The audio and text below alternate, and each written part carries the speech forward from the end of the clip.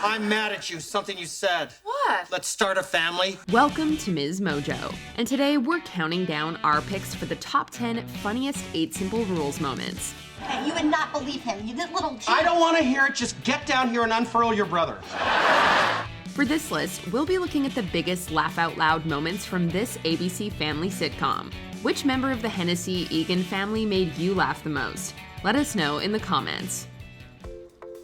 Number 10. Is Bridget smarterer than Kerry? As any 8 Simple Rules fan will tell you, Kerry's the brains of the Hennessy kids, while Bridget, let's just say her interests lie elsewhere. So when the sisters receive test results and Bridget appears to have scored higher, everyone's in shock. No! Oh, don't worry. It's just a little higher than your cute little score. Wait. Bridget, this is outstanding. I can't remember the last time you made the refrigerator door. Throughout the episode, hilarity ensues as Bridget's continuous airheaded comments fuel Kerry's rage. It isn't helped by their parents, who proudly gush over her achievement. Get over it. Good one, Mom. And you, smart girl with the smart mouth, you are obviously underachieving. So I am sentencing you to 2 hours of homework a night, every night, until I see an improvement in your grades. Of course, it backfires as they now expect more from their genius daughter. But by the end of the episode, Kerry's nightmare ends when it all turns out to be one big mistake. A 94! I got a 94! What did I get? Oh, honey, you got your catalog from Delia. Well, at least Bridget got her magazine. Number 9. The power of positive thinking. The middle Hennessy child isn't known for her sunny disposition, but that all seems to change after she starts reading CJ's dad's book, Life is Looking Up. She's delusional. No, I mean, I have so much going for me. I am pretty, I am smart, I've got beautiful hair. A complete break with reality. Suddenly, she starts looking on the bright side of life, much to her family's disconcertment. It's so out of character that their mom even worries something else might be behind her new mindset. Empty out your backpack on the counter right now. Yes, I'm high. I am high on the power of positive thinking. Bridget in particular finds her sister's positive attitude incredibly annoying and eventually cracks. As the typically happy-go-lucky type, this role reversal is quite amusing. However, nothing's quite as funny as when Kerry reveals that she's been playing her sister this whole time. What'll it take to make you stop? Do you want this? Here, fine. It's yours. And that, people, is the power of positive thinking. Number 8. Kerry drops the sarcasm. In arguably one of the funniest episodes, the family challenges each other to give up something they can't live without to win a contest. And the last person standing gets to pick the vacation. Or picks no vacation at all. Okay, if you win. I'm so in. Kate gives up coffee, Paul the remote control, Bridget the phone, and Rory tattling.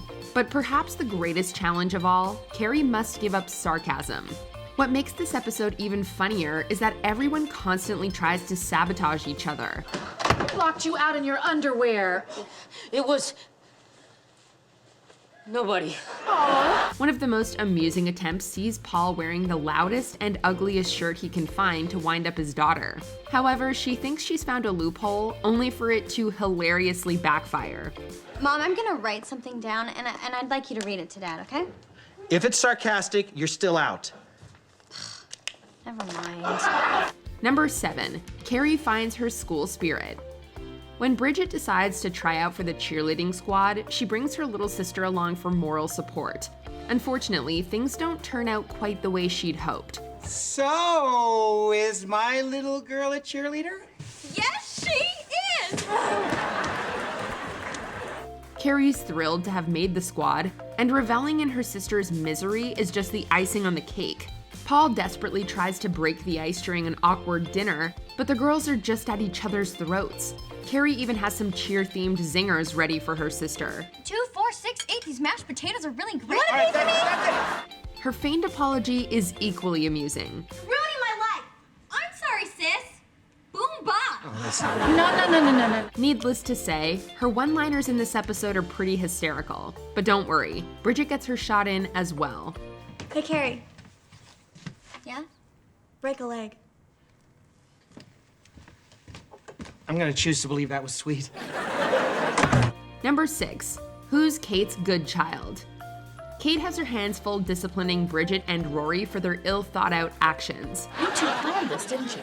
You got together and you thought, Mom's life just isn't hectic enough. Why don't we work together to drive her up a wall? Just as she asks them why they can't be more like their responsible sister, Kerry gets caught with something she probably shouldn't have. After the kids leave, Kate discusses the situation with her father and CJ, both of whom offer wildly different suggestions for dealing with the problem. But Kate's more concerned with getting to the root of the uncharacteristic behavior. You want me to come down hard on her. You want me to go easy. And I would just like to know what's going on inside my good child. The thief, the druggie, or the biker chick?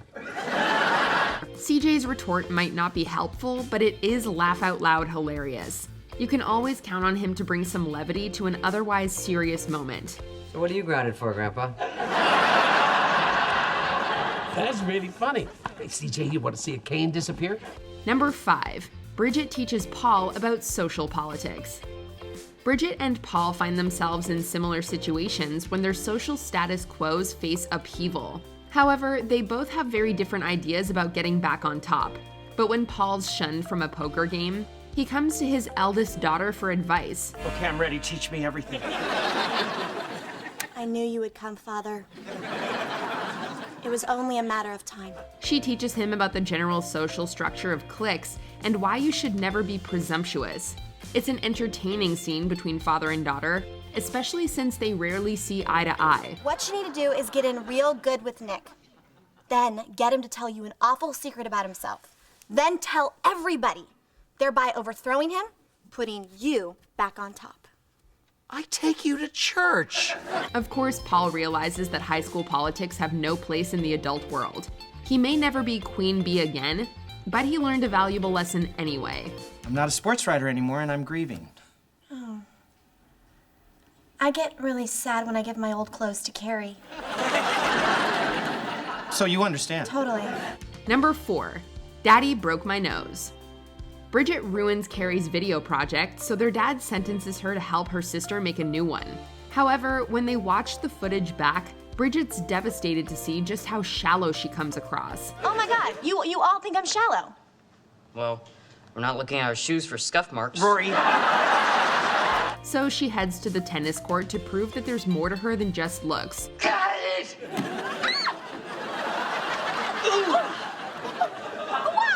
a minute. Okay, Kurosawa said the true artist must never look away.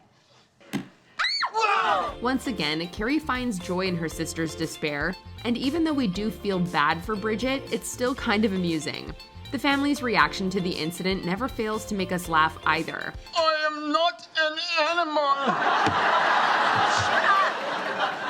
Rory, are you about done? Just about. I am a human being. But don't worry, she proves that she still has a lot to offer even with the injury. Number 3. A case of mistaken identity. Secret admirers, errands ignored, and fake IDs. It's all going down in this side-splittingly hilarious episode. So, for tonight, you are Hadassah, and I am CJ. Hi, CJ. I'm Sean. Hi, Sean. The girls plan to use fake IDs to get into a club, only to bail after Bridget attracts the attention of a man who turns out to be a cop. Meanwhile, CJ gets distracted while running an errand for Rory, who's keeping a secret of his own too. I think he was wearing brass knuckles. Or a ring, judging from the dainty heart-shaped imprint. It all comes to a head as Kate discovers that CJ never even made it to the pharmacy. Just as she's giving him a grilling, Sean, the policeman, turns up with excellent timing. Oh, unless you're CJ. Scott, the door. Hey. I'm looking for a gorgeous blonde named CJ.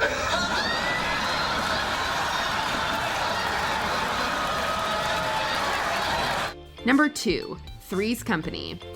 After Kerry kisses Bridget's boyfriend Kyle, things get pretty complicated. But at least it fuels Paul's hysterical Three's Company-inspired nightmare. This place looks familiar. If you're not familiar with 70s, 80s sitcoms, then you might not be aware that John Ritter starred as covert ladies' man Jack Tripper. But in Paul's dream, that role is taken on by Kyle, who now lives with both sisters. Wait a minute! You expect me to believe that 3 single people are living under the same roof and nothing is going to happen because he's gay? As crazy a premise as that sounds, yes. I'll buy it. The scene captures the exaggerated cheeriness, cheesy lines, double entendres, and entertaining tropes that fans of the original will remember. The hilarity's topped off by an amusing cameo from Don Knotts, who also starred in the classic sitcom. I always thought you were a little fruity. Well, you better nip it. Nip it in the bud. Before we unveil our top pick, here are some honorable mentions. I'll Get It. We wonder how many times she'll fall for it. You're jinxing it.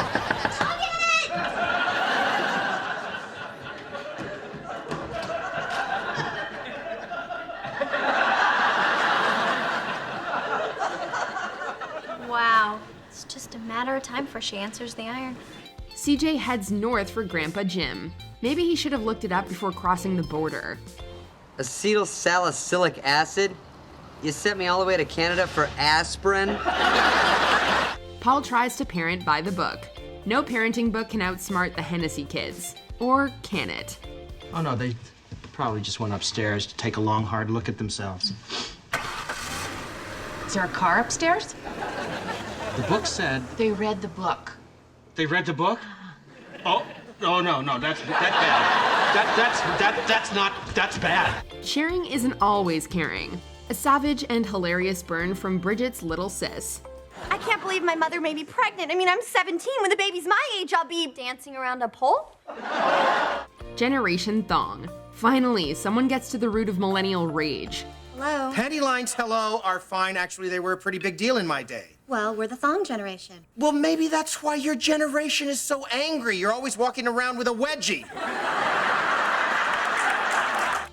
Before we continue, be sure to subscribe to our channel and ring the bell to get notified about our latest videos. You have the option to be notified for occasional videos or all of them.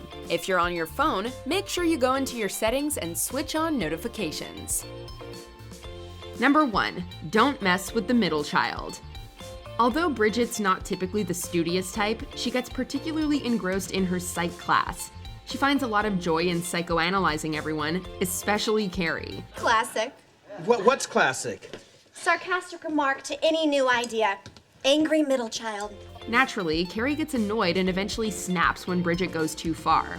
It turns out that Bridget isn't the only one who can pick up a psych book. Narcissism, aka vanity personality disorder. People with this disorder are self-centered. That's not me. Self-obsessed. So not me. Easily injured and personalizes everything. Stop it! Why are you so mean? Kate tries to intervene, but Bridget kind of brings this one upon herself. We learn that while she can comfortably dish it out, she can't really take it. Not only does this moment never fail to make us laugh out loud, but it teaches us all a valuable lesson too. Don't mess with the middle child. Do you agree with our picks? Check out this other recent clip from MsMojo and be sure to subscribe and ring the bell to be notified about our latest videos.